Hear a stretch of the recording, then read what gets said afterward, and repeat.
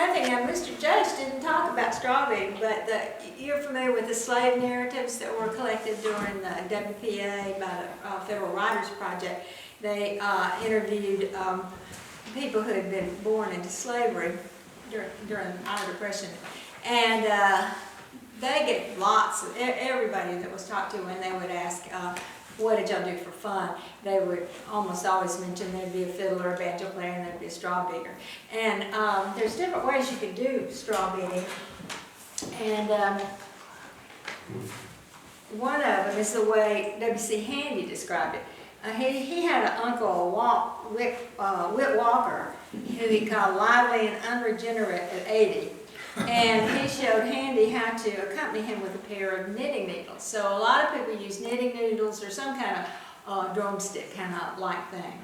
And it says, standing behind the fiddler, the youth would reach around the fiddler's left shoulder and beat on strings in the manner of a snare drummer. He also stomped his feet in a fancy rhythm.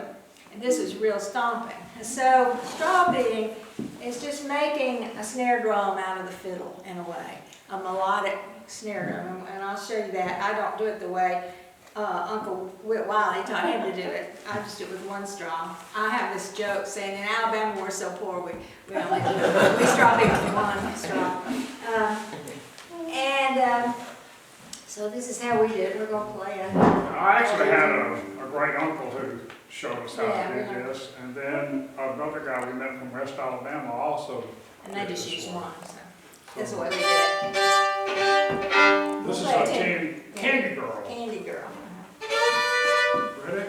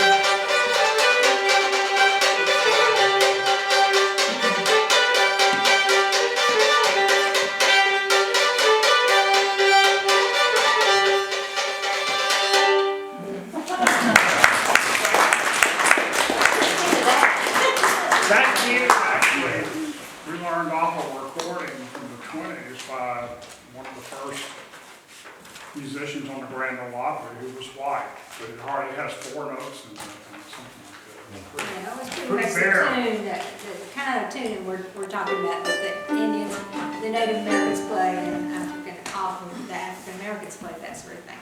So Jim and I are going to play some tunes that I'm fairly confident were composed and played by black fiddlers on plantations. You remember John Norton's description of fiddling by Native Americans as being one simple note following another. You may feel this is true of the tunes we will play. And W.C. Handy also had a description of music that was similar to that. He told a story about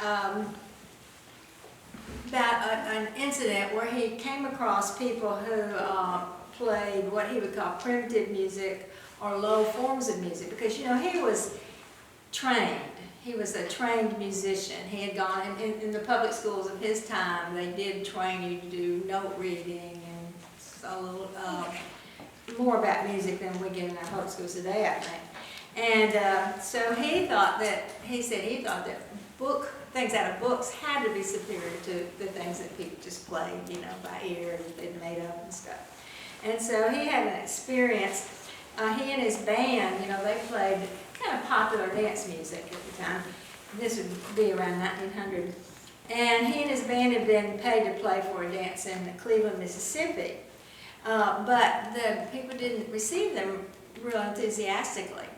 And eventually the person who had hired him came up and said, why don't y'all take a break and we'll just let a local band play. And so they said, well, that's fine with us, you know, always like a break. And he said, they struck up one of those over and over strains strings that seemed to have no very clear beginning and certainly no ending at all. The strumming attained a disturbing monotony, but on and on it went, a kind of stuff that has long been associated with cane rows and levee camps. Thump, thump, thump with their feet on the floor. Then after he listened a while, he decided, well, it wasn't monotonous, it was kind of haunting. And then he saw how the dancers loved it, and they were throwing money at the band. And it was more than his band was getting paid. And he said, then I saw the beauty of primitive music. They had the stuff people wanted. It touched the spot. Their music wanted polishing, but it contained the essence. And the essence meaning they got what was in the music out that was the important stuff to the people who were listening to it and liking it. So we'll play these tunes and hope that we can capture that essence. Yeah. Try to. Yeah, we'll try. We'll do our best. So I'll tell you one. Well, we've got two now from a man named Dr. D. Dix Hollis. You know, you remember M.T. Judge's comment, white men, sons of overseers, or neighboring people, learn from them to play, but none can imitate them successfully. Well, this is an example of that. D. Dix Hollis came from a very wealthy family in West Alabama near Sullivan. They were into state politics, they were into big business. They enslaved, I think, 165 people or something. And D. Dix Hollis himself was born in 1861, so he was an infant through the Civil War and then did not have slaves at that time, but he still called the servant slaves, as you will see.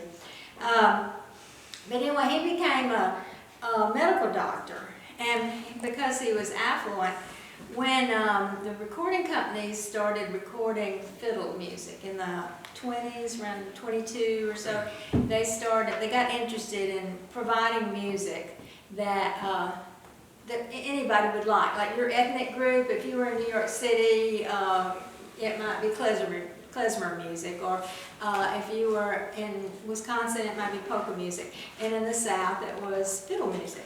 And so they were starting to record and sell fiddle tunes. And so instead of waiting for the recording company to come to their the biggest town nearby and record, as they started doing, he got on the train with E.E. Forbes. Have you heard of E.E. Forbes? Yeah, I used to work for Forbes. Did you? Yeah, okay, E.E. Forbes, the founder of this massive piano company that had piano stores all over the state at the time. Anyway, they went to New York City, and he recorded 12 recordings. He made 12 records, 12 sides.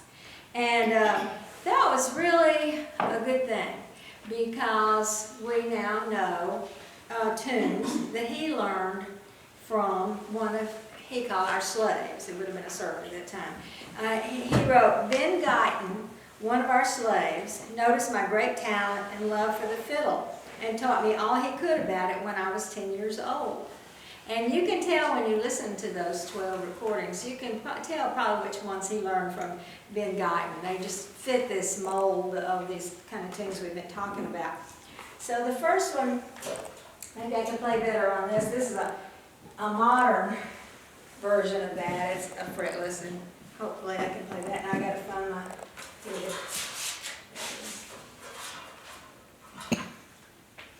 This is called The Girl Slipped Down. We have no idea what that means. But it was recorded in 1924 before microphones, and it was recorded in one of those big horns, and you know the fiddler has to stand right in the horn practically and record it.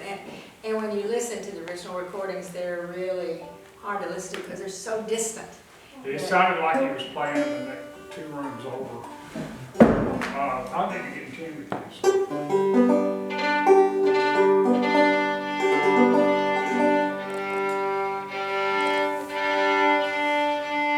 These kind of banjos are so much easier because they have mechanical pegs.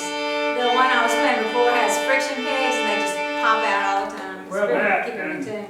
the head on that banjo is a skin head, and it's been on there a really long time, so we don't mess with it. And so you're kind of at the mercy of where the strings are relating to the neck. Yeah. And I like it. I'll talk about tuning again. So I'm getting into, this is a standard violin tuning now. And the MT judges comment about them where you can play on two strings at once and get a chord. Well, that's a little misleading. Any violin in standard violin tuning, you can play on two strings, adjacent strings, and get two notes of a chord. The trouble is, the difference is that I can get three different chords. So the bottom two strings can give me a G chord, the middle two can give me a D chord, and the top two can give me an A chord. So it's kind of that classical fiddle violin tuning is in the natural key of D for musicians out there. So.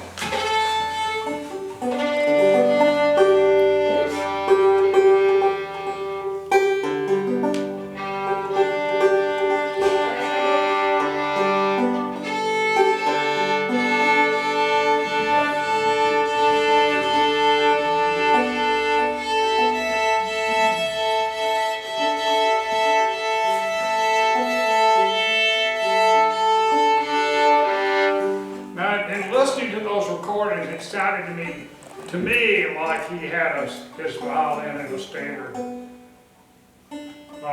violin tuning, and the tune, I think these tunes are much easier to play out of that tuning than they would be out of the tuning that I was in.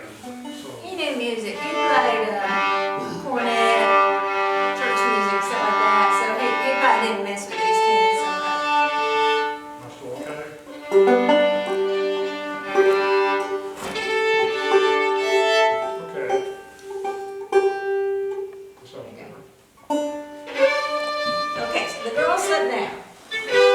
This doesn't have many notes in it either. Yeah. 1,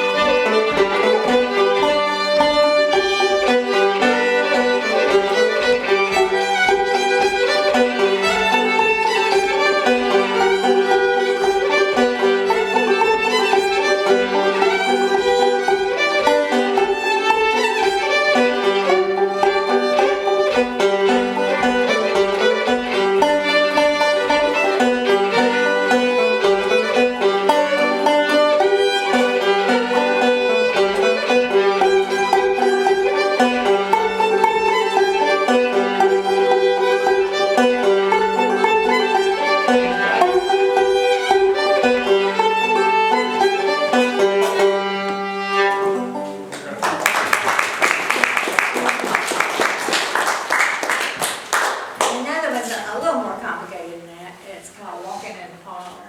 And the timing on this one is really strange to modern ears, so I hope it makes sense to you as well.